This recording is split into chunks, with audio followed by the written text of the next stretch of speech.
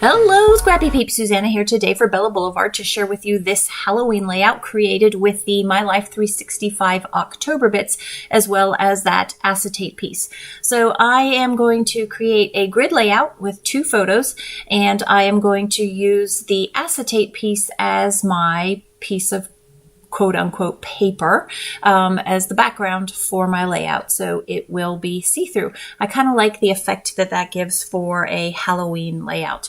So I have 2 tags and a pocket card from the My Life 365, and I actually am going to use that other pocket card, but I'm going to cut it up.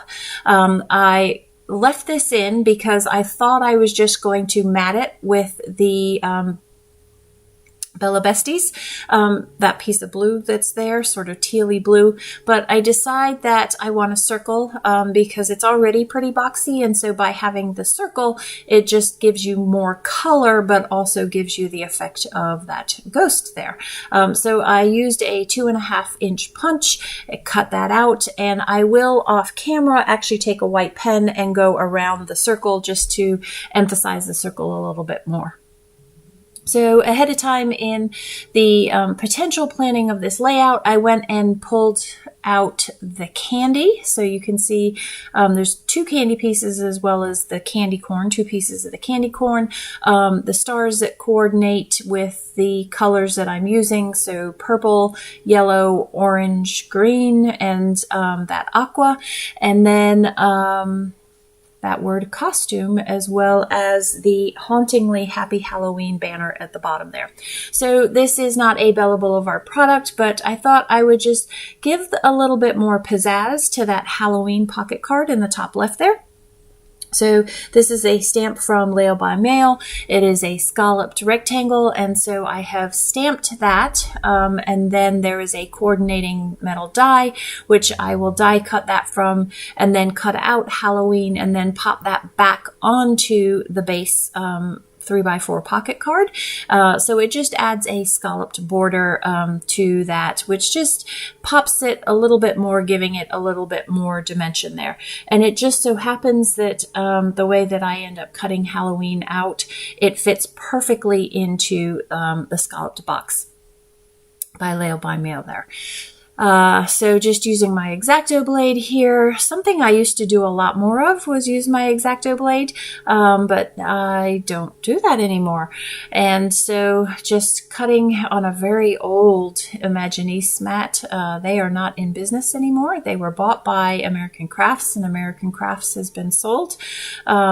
So yeah, anyway, so I love the way that that adds just that little pop of white to it. So you have this visual triangle really of the white between that Halloween scallop frame, the tag with the candy corn, and then the ghost there. And there will be another additional pop of white because you'll see that's coming. So I am not one to really color things in, but I really liked the little subtle hint of color that this adds. Retrospectively, I wish I had gone darker because it does end up being shades of purple and the neon green, but not the same shades that I've used, but that's okay. I'm just going to go with it. Sometimes you just got to run with things, right? I could pull it off. Well, I don't even have to pull it off. I could take darker markers to it. But yeah, I'm not going to bother. So this is where I'm going to just see how perfectly it fits in there. It was meant to be.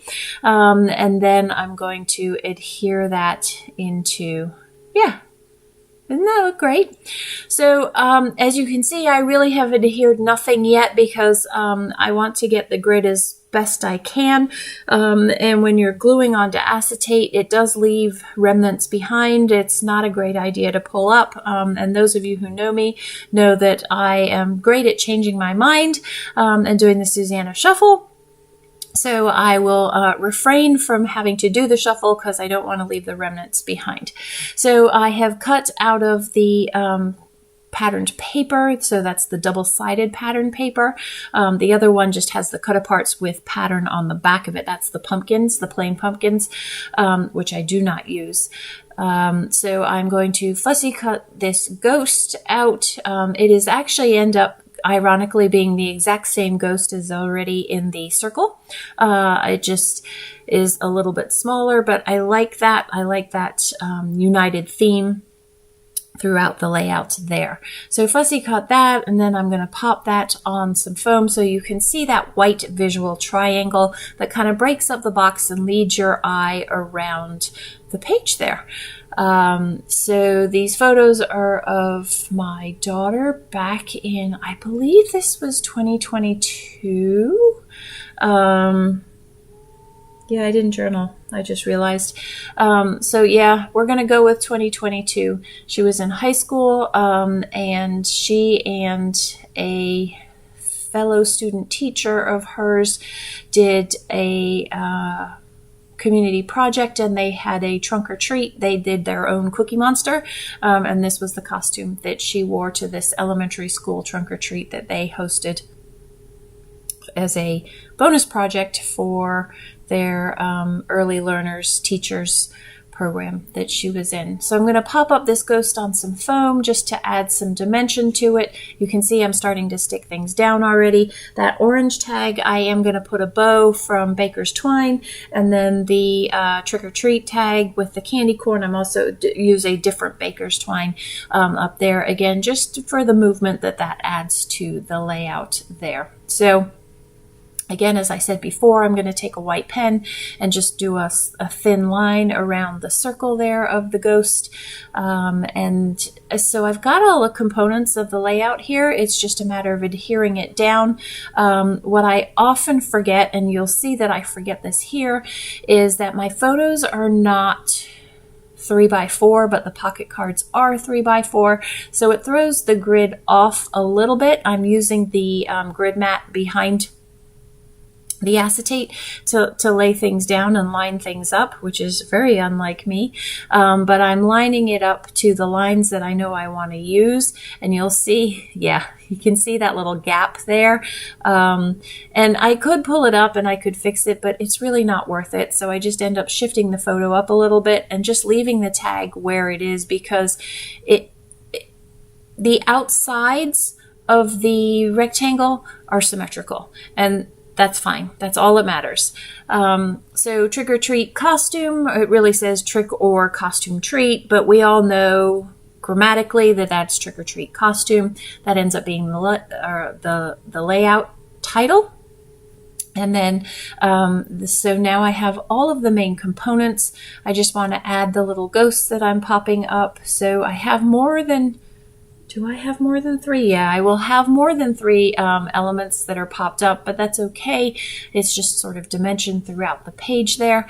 And I like that. I don't like skyscrapers on my page, but I do like having that change in depth. So these are the stars that I referenced earlier, and I'm just going to put them at the bottom just because it's a united sort of string of color there, and I like that. So I like that black star in the top left because it grounds, it adds a little bit more black to the top. There's a lot of black in the bottom between the weight of the circle and that black door behind my daughter, and then also the hauntingly happy Halloween. So that little small piece of black at the top really just sort of pulls it together. So here I'm going to take the puffy lunar moon and the stars just to dress up that circle a little bit, and that is going to wrap it up. I have a furry visitor that comes to supervise the sharing of this layout with you. Thanks for stopping in today. I hope you're doing well. If you have any questions, please don't hesitate to leave them in the box down below. Thanks for stopping in today. Come back again soon. Take care.